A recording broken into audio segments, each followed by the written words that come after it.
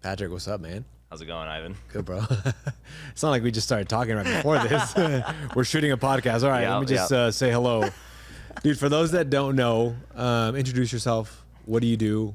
And anything that you want people to know, and then we kind of go from there. Yeah, I'm Patrick.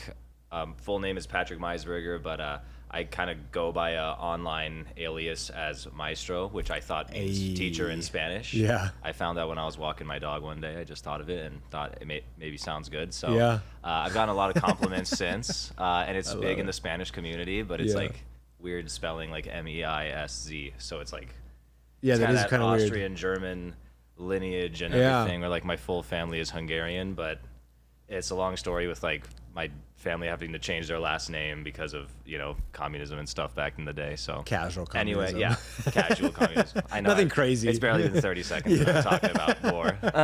Yeah, my family fled the country. We were oppressed and we were slaves. Yeah. So ever since then, I've just been Vegas local? Yeah, Vegas local, born and raised, and gone to all the high school, activity and everything, like grown up here fully. So I love it here. Basically, I like to tell people that I was basically born in Vegas but made in Hungary, if that makes any sense. So your parents were having sex in Hungary, boom, and then they moved over here. Exactly. Sweet. So you were that close. It was a big deal to have the piece of paper. Yeah, my mom was like 7 months with me in her belly, and like I think that it's not like okay to fly after that, I might be a little, I think it's like 6 or something like that. That's why I'm like the way I am, It's like the turbulence and shit. Yeah, it's wild. High pressure and stuff. So I don't know. I'm high pressure, man. I guess I'm high pressure. So. Okay, so you were raised in Vegas. So why did they move to what made your family move to Vegas or decide Vegas is the spot? I think that I don't know the exact answer, but I'm thinking just there's so many Hungarians that I've met, so many like everywhere across the planet here, not just from Europe, but like everywhere that come to Vegas. And I think it's just the original idea is just to come to America first,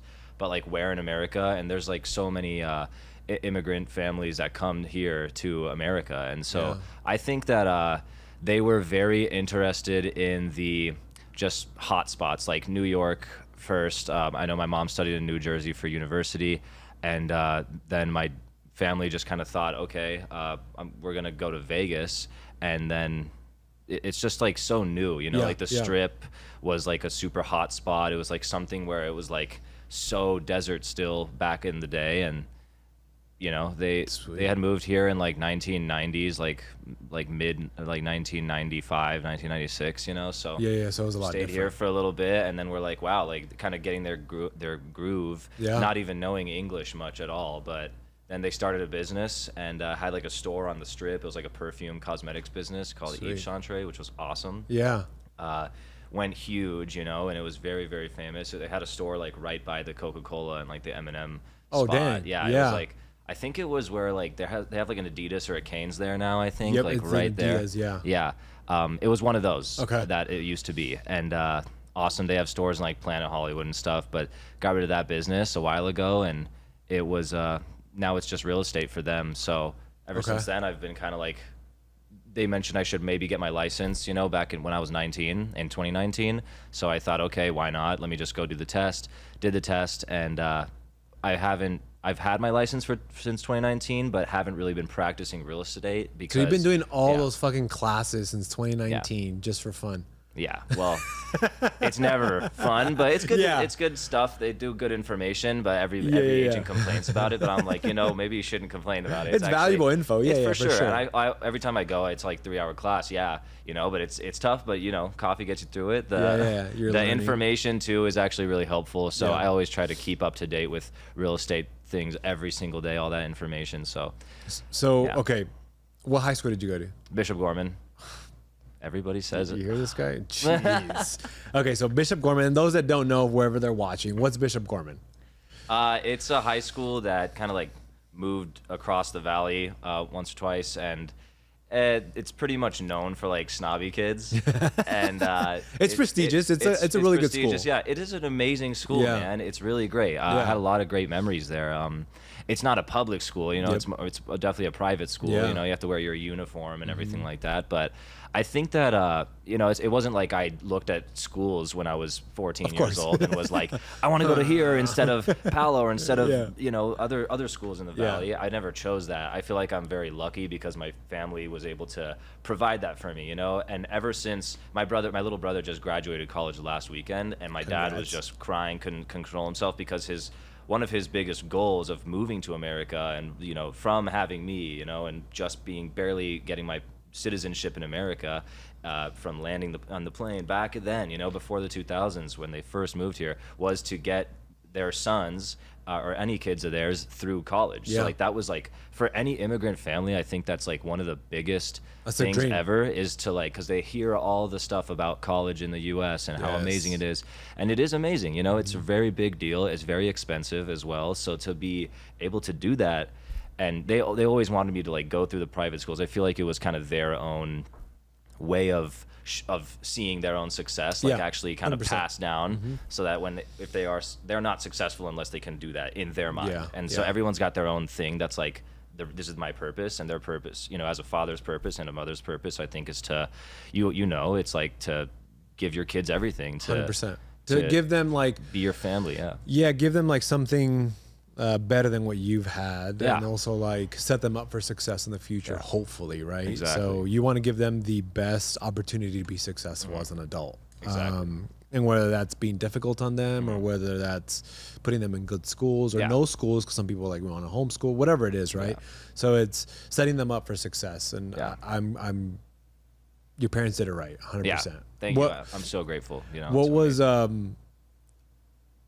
one of your better memories or one of your best memories from Gorman?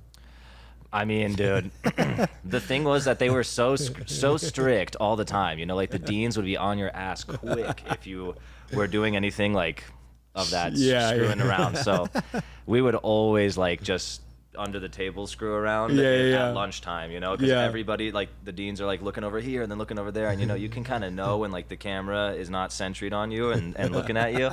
So they're like, so they're always watching. So every time like we would just cause some ruckus, food explosions, like food fighting each other at the table, just kid stuff around. We were in high school, so like we were like freshmen and sophomores and all that, and it was just constant screwing around in class, and it was fun. Did you go to Gorman and then college? No college? Yeah, I went to university in San Diego. Okay. A lot of my buddies were going to UNR in Reno. Yeah. And Gorman is kind of like a feeder school. I'm not sure, probably other Valley schools around here in Vegas, but at least Gorman for sure. Like there was like at least 3 or 4 meetings like specifically when senior year came around for UNR. Really? Like, not UNLV? Like, no, not even UNLV. Wow. Like some UNLV, but like UNR was it was like definitely very like let's go to UNR kind of thing. Yeah. I don't know if they have some kind of thing going on, but like a lot of my buddies went there. Like I'd say like 80% of like my close friends that I was food fighting with in cafeterias all the time in Gorman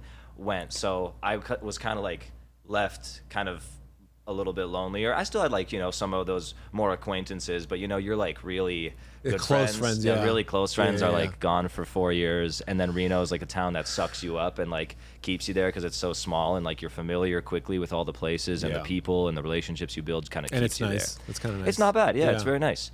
So I don't think it's too comparable to Vegas. Definitely. No. I love Vegas so much more, so I've always stuck it through here even without those friends.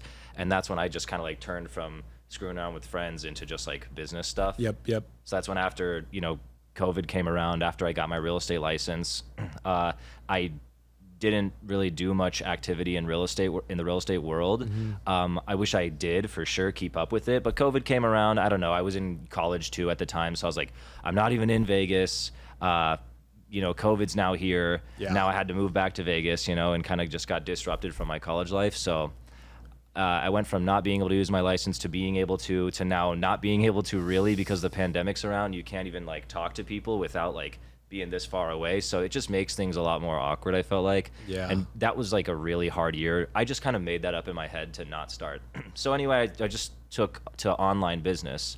But that was after I was like, you were pretty successful in online shit, right? I was, but that was after I did like door to door, door knocking for a pest control company back in 2020. And my buddy like convinced me left and right to do that job. Yeah, he was like, I was like, dude, you know what? I just lost like all the money I ever made just trying to do like stock market online trades, because what are you gonna do in your room during COVID besides like when you're try to make some money on the side online when you can't even talk to people. So like I can't go outside. The only way to do anything is online. I don't want to just like drink beer with my buddies and throw dice and like just play video games all day for the next like however long until the president says we can go outside again. So I didn't know, and a lot of people like did that, but I wanted to like go and do something and work. So I moved to Texas for a couple months in the summertime just to do door to door pest control sales. It was awesome. My buddy taught me a lot, and I'm just like listening to him like knock on the doors, because he did it a year prior, so he was like the Jedi at it. And I just listened every single day while the boys were listening to music in the car on the way to the neighborhoods, and we would just get deployed into the random ass neighborhood in the middle of like Austin, Texas, somewhere. Hot as hell. Burning in the summertime. It's like scorching like here. So I just did that. It was great. About 2 months, I sold around $110,000 of bug spray, dude, door to door, which was awesome. What the hell? But it was like so like exponential growth, because in the beginning when I got there, I went like 4 days was like the highest I went in a row without making one sale on the doors, and I would just dress like a goody two shoesy salesman hat and nice clean white shirt with like the logo and like a little necklace. So just like little the lanyard goober and shit. salesman, dude. And then I'm Patrick. I know. Yeah. Hey there. Yeah. So that's just not how it went. And I went like 4 days in a row without a sale, and we had a rule that if you, which we called bageling at the time, was you make zero, right? A bagel. So said, oh, you bageled, you get tased. So we had a taser, and we would just tase everybody who didn't make a sale that day. That sounds fun. And that's I'm like knocking extra doors the next day. I'm like staying a little bit past 5 p.m., like maybe like 7 or 8 until I get a sale. I'm like, I'm not going home without a sale. And the salesmanship actually, like my demeanor and everything got better because I was knocking more doors and practicing. I didn't want to get zapped, but so there was motivators for sure. And it turned me into a really, really good, like in-person kind of person. And I felt like a lot more. Everybody has to grow their sales skills somehow. 100%. Life is sales. Everything you do is sales. Even if you want to get your future daughter like a car, what I mean? Like you got to hassle with you got to negotiate. Even with your kids, talk. It's sales. Yeah. Like you give and take. Exactly. And you're negotiating. It's just human nature is sales, and people like really shit on salesmanship. And I don't think they should, because it's like, why do you hate salesmen? Sure, there's bad salesmen here. There's also bad like everything. Doctors, like there's dentists, bad cops or dentists. Like there's bad everything. But like if you got to really see at the end of the day what the value that this salesperson's giving me and back and forth. And so I felt like we were doing a really good job out there. And like I thought sometimes I would even help the technicians out there on the doors, like just spray around, because I just, I maybe knocked the entire neighborhood already and I was like done for the day. So I just went back, maybe build some extra rapport with the homeowner, telling him if I needed to really, like one more thing would have made the hump to make the sale, I'd be like, look, I'll come over here later, because it's kind of sketchy, it's the middle of COVID, and you're some random guy with a face mask and a hat. It's like all you're seeing is this on your door. Money. Yeah, like, hey, I'm just there, So how much I've had friends that have done like the pest control sales. They go to Florida, they go to Texas, they go anywhere that's hot down, in the South. How much can you make if you're a shitty salesman? How much do you make? And if you're really good, how much do you make? So, like I said, I sold $110K worth, but you don't get paid. It's like every company will have their commission structure. So like for this one in particular, you wouldn't really get paid unless like 6 months after, like it's like a monthly or bi-monthly kind of subscription sort of thing they did. So like there's no money unless there's money. So like just because I made a sale like right here, if the customer, let's for example, cancels tomorrow, I can't really get paid on you because I signed you up for 6 months or a year or 2 years or whatever I signed you up for, and we agreed upon in person when you filled up the contract before you even have the guy do the work on your house. I'm not going to get paid on that until about like after December. So like I could work in June, July, August and not get paid until after December. Huh? How are you surviving? What do you mean, right now? No, like in those months. Oh, back then, I did a few salesy stuff in college. We don't have to get too into that, but we won't talk about that. I didn't sell my body. She didn't. He didn't kill anybody. Yeah. But I did some odd jobs for sure. Okay. And because wait, so do they they give you housing and shit like that when you're in like yeah? Oh, in the pest control bug stuff, time. Yeah, you get an apartment and then. It's kind of like a deal the company did, this specific company. Like you didn't really have to pay anything until like if you hit like a 100K minimum, then you don't have to pay for housing. But if you hit like 90K or 80K, like they would make you pay like the $2,000 out of your final pay. So they would just deduct that from your final commission pay. And food is included as well, or no? No, not at all. It's just like a boot camp kind of thing, man. Like they just deploy you and you knock, and if you don't make any sales, then fuck you. You know what I mean? That's so. What can a really good salesman make? A really good salesman probably, and there were better than me out there because I know I said I made a lot, and it honestly was. But like really good salesmen out there, if they did it for like multiple years, because that was just my first year. If I had done it my second year, really good at that point, I'd probably be at like 150 to 200K like range on the 2 or 3 months. Just the summertime, yeah. And that's the sales, right? And so you get like a 10 to 20% commission from that at the end of it. So the company takes like 80 and you get like 20. The company really liked me though, so I got 22.5. What the hell? Of my 110. And you start May to... It's like, however, as early as you can to as late as you can. Some people go all year round, but like the hot spot is mostly in the summertime. That's pretty cool. Okay, so then you did that. Then did you graduate college? No? I graduated university with 2 degrees in finance and real estate. Okay, my university offered a degree in real estate, which was awesome. So I took it. I was like, okay, awesome. 5 classes it was to like get an extra major. So I was like, okay, and I learned a lot. Like I never knew. But it's school, and unfortunately, at least in real estate, I'm sure in a million other things too in life, and everybody watching can definitely agree.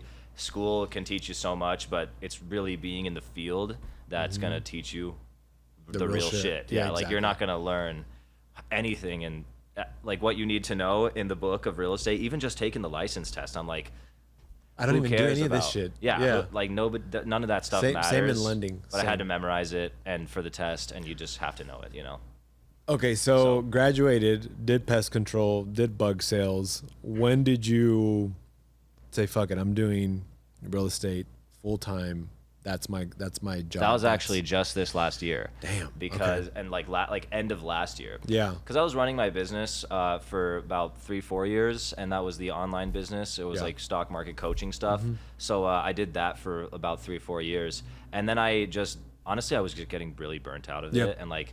I had a very low, like, it was a subscription business, so you kind of have to look at those numbers. I had a very low cancellation rate. I had like a 2% cancellation rate. It was awesome. I was running such good business and giving these people like really, really quality information and trades. They loved it. And they just love the energy. I feel like I give a good fun time. Yeah. So, they love it. And they just stayed, I would get around like 8 clients in per month, and 2 clients would be like, okay, I already made enough money, I'm good, don't really want to keep paying the subscription anymore, or they graduated, or maybe a financial thing happened to them, and something, so just whatever reason people go, or most people come. So it was great. It was so much. I didn't really know enough about how to run a business.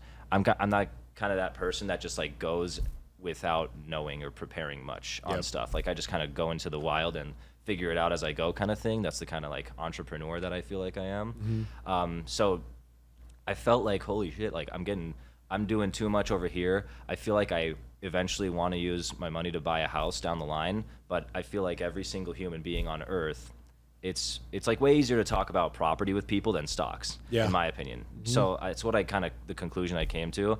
And I would talk to like 150 cold DM leads, like just cold DM. I would literally just cold outbound Instagram DM. Like my thumbs still like hurt to this day from just typing on my phone from sun up till sundown, working 24/7 on that online business. Yeah. So then I was like, okay, people definitely need houses. Let me learn about houses. I feel like every single person in here and out there in the real world is going to need a house. Every human being has to be a real estate investor of some kind. You know, you have to live at a home or at a place. So you have to know what this is. Even if you rent, like, you're still going to have to know what is real estate and how does it work and why does the housing market go up and down. So I know when to buy my house if I ever do want to get out of my rental and go in. I have to know this stuff. So I'm like, okay, I can know that stuff for sure. Like, I've been studying I've been staring at these stock charts every single day, all day long, every day for the last 4 or 5 years, ever since COVID. So then I was like, why don't I just do the same thing with real estate and become a master at real estate and just, you know, help a lot of people that way. And they're going to need it anyway. So I'm like, I can be a resource to them. What's been your most difficult thing in adapting from like the stocks and now from stocks to bugs and now to like real estate? What's been like the hardest thing for you? Definitely, I feel like I lost a lot of in-person touch because in the online world with stock stuff, it's all through a screen, and I have like a group, like a Discord group, you know, where I would tell people, and you're basically building relationships not face to face. It's all online through a screen. So I felt like that was a really big tough transition for me, was like getting back out there. I felt like I just like a old crab came out of like a like I would be stiff and like not, but now I'm like working out a lot more and I'm feeling like energetic more. I feel like I'm out of the dungeon, honestly, because it's just online relationships and constant staring at a screen that just like fries your brain, man. Like our brains are not evolved enough to look at screens. No, not like that. The last 20 million, however long humans have been around years, we've never looked at screens until before Steve Jobs or whatever. So 100%. So it's new. How has it been? So end of last year, how has business been? I know that you're partnered with your mom. Your mom is a badass. She's huge. She's coaching you, training you, kind of. She's your mentor. Basically. Yeah, that's awesome. I've been looking around, you know. I've been looking around and talking to brokerages and stuff. But I just keep coming back to the one that I've kind of always walked into. My family has been in real estate, like I told you earlier, when they got into the country. Like, they built that business and then they wanted to use that money on real estate and kind of developing. So my dad's a land developer. He'll, you know, have a client say, I have money, I want to invest it. I want to buy this piece of land. My dad will build it up from start to finish, sell it, you know, for a profit, and then everybody's happy, kind of thing. That's awesome. My mom's been she got her license in 2015. I got mine in 19. And she has been doing like mainly everything, but like luxury, anywhere from like 400 to like unlimited house prices. Like she'll be able to do, you know what I mean? And she's sold houses in like the 3 million plus range. We're working on with buyers that are up to like a 5 million. They've told us, you know, that's awesome. Like range. They're like, how much can I get for 5 million? I'm like, pretty much. Let me show you a few things. You get some nice stuff here in Vegas for 5 million. Honestly, 100%. Yes, for sure. Yeah. Anything below like the Summit, you know, neighborhood or like Askea or something like that, it's gonna be. Yeah, I feel like 5 million here will get you so far, man. I mean, compared to like California. Yeah. And I mean, for everybody watching, like nobody has $5 million really as much. So it's like, it's not easy to come around those clients, but like I've been, like you asked me a question earlier, how I'm adapting to the real estate market. I'm just trying to talk to people and talk to as many people as I can. So I do like the lead gen. You know, I saw you had a book over there. Cold calling is one thing I do mainly. But before I even started really getting deeper into that, now I'm pretty deep into the cold calling. I was doing open houses. And that's how I meet all my clients I've had so far. I've met through open houses where I'll just like agent at HomeSmart will have a listing, and then I'll you know, be like, hey, can I do an open house on it? And they're like, hell yeah, I want free advertisement for my house. So I'm like, cool, you know. And then I'm getting, you know, people to walk in, and I ask them if they have an agent or not after I show them the house, and some are like yes. I'm like, okay, you know, if I can help, please let me know, and I wish them a well. And then if not, I, you know, try to see if they need help, and then how I can help them. If not this house, what else can I look for you? Kind of just like adding value to people instead of trying to make a deal or a transaction is how I look at it. So if you can just give as many people as much value as humanly possible, that's it. Like, it comes back. Yeah, I know. And I read a quote, like, I think just 2 days ago or yesterday, I think. I don't know if I can quote it exactly, but it was something like power is only bestowed upon those that are willing to lower themselves to reach it and pick it up. Yeah. So reminds me of Thor. Yeah, That's actually, I think that's literally where I saw it. Like he had to go down and grab his hammer or something. Yeah. Or like Poseidon is trident. I don't know. Anyway, it happens to everybody, right? Yeah. Like, you know, if you're not willing, if you think that you're all know-it-all and high horse, like nobody's going to want to work with you, but like, because you think that you're too good for these low credit score clients or something that like, that's not fair and that's not good. That's not like God good. You know what I mean? Like that's not something that. You got to always remain a student. Yeah. Exactly. Always. You always have to just be a servant. If you're going to go in real estate or any service business, you are below your clients. Your clients are your boss. Like your clients are your boss. And like if somebody calls me at 10 p.m., I'm there. You know, I'm picking up the phone. I have my thing on ring all the time, even during now. And I've been afraid for the last 10 minutes or whatever that someone's going to call me. That's our sign. We're ending this podcast right now. But it's picking up, man.